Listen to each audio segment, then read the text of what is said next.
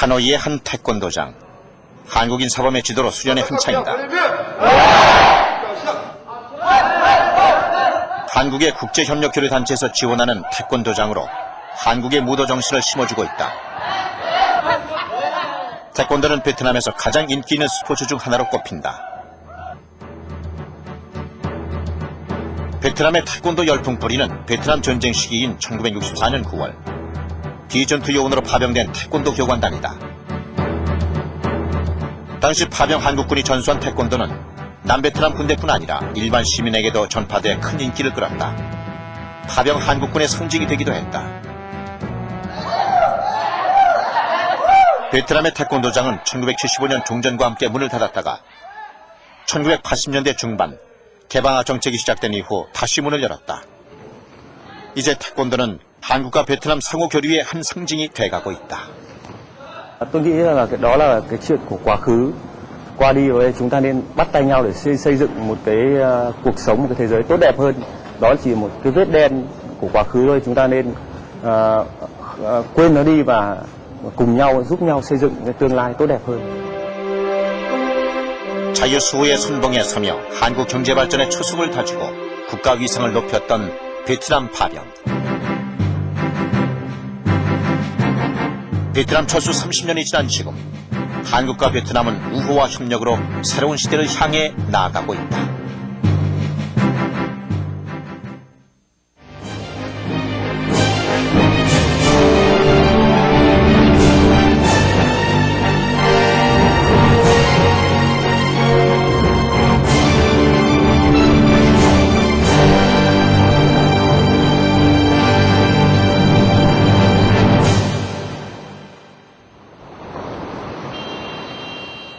베트남 남부의 항구 도시 나짱.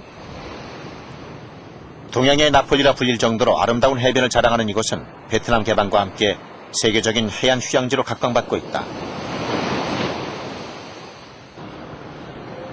오랜 역사를 가진 도시로 베트남 남부의 주요 어업 기지이기도 하다. 아직도 베트남의 전통 어선인 광주리배가 사용되고 있다.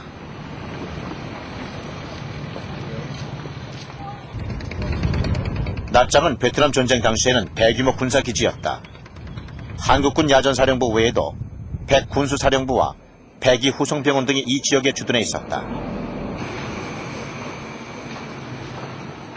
이곳 나짱 시내에서 한국 식당을 발견했다.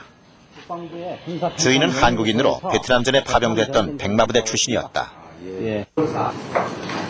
1969년에 베트남에 파병돼 백마부대 30년대에서 복무했다. 예, 여기서 이제 위생병이 우리 동기가 있어가지고 놀러와서 그 앞에서 찍은 사진이거든요. 한국과 베트남 수교 뒤인 1994년 베트남을 다시 찾아 줄곧 한국 식당을 운영해오고 있다. 나짱의 한국 식당을 개업한 뒤 3년 동안은 적자를 면치 못했지만 지금까지 단 하루도 문을 닫은 적이 없었다. 제가 뭐 올람 사람들이 여기서 백마부대로 뭐 전투병으로 다 있었다고 그래서 하나도 뭐 기분 나쁘거나 뭐 적대감 이런 거는 하나도 한 번도 있어 본 적이 없어요. 예래 같이 전쟁했다고 그러냐고 나 옛날에 어디서 나도 같이 싸웠을 거라고 당신하고 나하고 싸울 것이라면서 악수를 청해면 청했지. 적자를 보면서도 식당을 운영해왔던 것은 베트남 이웃들의 우호적인 태도 때문이었다. 한국군이 이와 같이 전투를 했지만은 한면에서는 이렇게 대민 선문 공작을 통해서 대민 지원을 통해서 월남민으로부터 상당히 애정을 갖게 함으로써 오늘날 크게 우리한테 반감을 갖지 않는 것이 아니겠느냐 하는 것이 제 생각이에요. 한국군은 파병 초기부터 적극적인 대민 지원 사업을 벌였다. 호치민시 동북쪽 20km 지점에 위치한 대한로. 일본 국도의 외곽도로에 속한다. 파병 한국군이 건설한 도로로 한국인이란 명칭을 따서 따이한로로 불린다. 그 당시에는 이제 전부 포장이 안 돼 있었어요. 도로 확장 공사로 이제는 대한로의 자취가 점차 사라지고 있다. 대한로는 비둘기 부대로 불린 건설 지원단이 1967년에 시공해 1969년에 완공했다. 당시로서는 첨단 공법을 동원한 도로로 한국 기술진의 우수성을 보여준 공사였다. 베트남 전쟁 당시 대한로는 사이공 지역의 가장 중요한 도로 중 하나로 활용됐다. 대한로 인근의 주민을 만났다. Có chứ, có coi dân làm vậy nè, thì dù bữa dân làm không, nó đâu ra đó, rồi để hàng một hai hai. 호치민시 외곽 대한로 인근의 지안 지역. 비둘기 부대가 주둔했던 곳이다. 비둘기 부대, 예, 예, 병참부가 여기 있었어요. 예, 병참부. 그 다음에 비둘기 부대 일반 참모부가 예. 요 골목을 통해 가지고서 쭉 이렇게 있었습니다. 예. 비둘기 부대는 2천여 명 규모의 비전투 부대였다.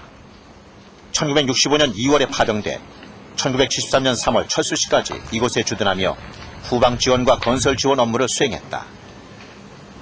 일반 도로와 건물을 건설하는 등 주민을 위한 지원 사업도 활발히 벌였다.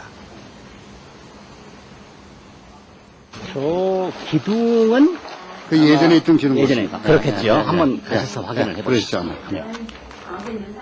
당시 비둘기 부대는 이곳에 수송본부를 차리고 군수품과 보급품을 전선으로 이송했다. 시가 안 되어 있어요. 건물 기둥에는 아직도 주둔 당시의 총탄 자국이 남아있다. 공격을 받은 적도 있죠. 그래서 여기서도 많은 인원은 아니지만 몇 사람의 우리 지원들이 희생을 당한 적이 있습니다. 그래서 여기는 주로 이제 무장의 중무장이 아니고 주로 이제 공사장에 나가게 되면 카빙을 밀고 나가는데 그러나 이제 부대 주변에는 항시 저희들이 경계를 확보하기 위해서 외복 근무를 하고 잠복 근무를 하고 지원 업무를 맡고 있었지만 전선이 따로 없던 베트남 전쟁에서 비둘기 부대원들 또한 생명의 위협을 감수하며 임무를 수행해야 했다.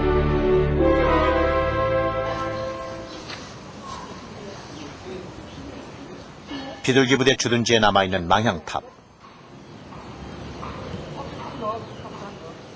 탑의 방향이 한반도로 향해 있다.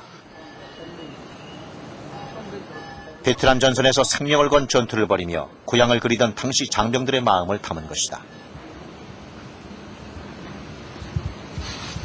파병 군인들은 이러한 마음을 담아 대부분의 봉급을 고향으로 송금했다. 월남에서 하루에 저희들이 2불씩 받았습니다. 저희 부사관들이 그때 하사관인이고 하루에 2불씩 받아갖고 한 달에 62불씩 그때는 수당을 받았습니다. 그러면 수당을 거기서 받으면 대략 60%는 고국으로 저희들이 송금을 합니다. 적금을 합니다. 장병들이 집으로 보낸 봉급은 가족의 생활의 보탬이 됐다. 때로는 형제들의 학자금으로도 쓰였다. 장병들의 봉급은 국내 경제 발전에도 적지 않은 영향을 미쳤다. 1972년까지 약 2억 달러 이상의 봉급이 국내로 송금됐고 이 중 40%가 은행에 저축됐다. 이는 당시 국내의 외환 보유고를 늘리고 경제를 안정시키는 효과를 가져왔다. 파병으로 인한 경제 효과는 예상을 뛰어넘는 것이었다. 파병과 함께 국내 기업이 베트남에 대거 진출하게 됐다. 주로 건설과 토목, 수송과 세탁업 등에 진출했는데 1972년까지 이들 회사가 송금한 외화 총수입은 2억 3,800만 달러에 달했다.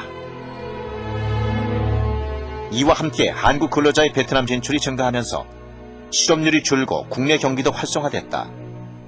당시의 기업과 인력 진출은 이후 한국 기업의 해외 진출을 위한 토대가 된다.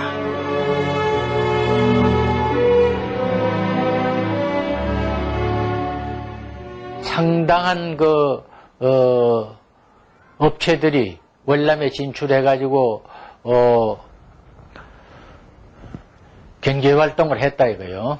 그래가지고 그것을 미천이라고 할까, 경험이라든지 또는 자본 축적이라든지 뭐 여러 가지를 해서 하나의 우리나라 경제 개발, 경제 건설에도 상당한 기여를 했다고 난 보고 있습니다. 베트남 수출도 가능해졌다. 한국과 미국, 베트남을 연계하는 상강무역 형태로 수출의 활로를 찾고 국내 경기를 활성화시킬 수 있었다.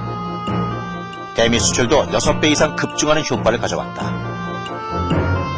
이처럼 베트남전 파병은 침체된 국내 경제가 해방 후 처음으로 활성화될 수 있는 계기를 만들어주었다. 한국 경제가 비약적으로 발전하는 바탕이 됐다.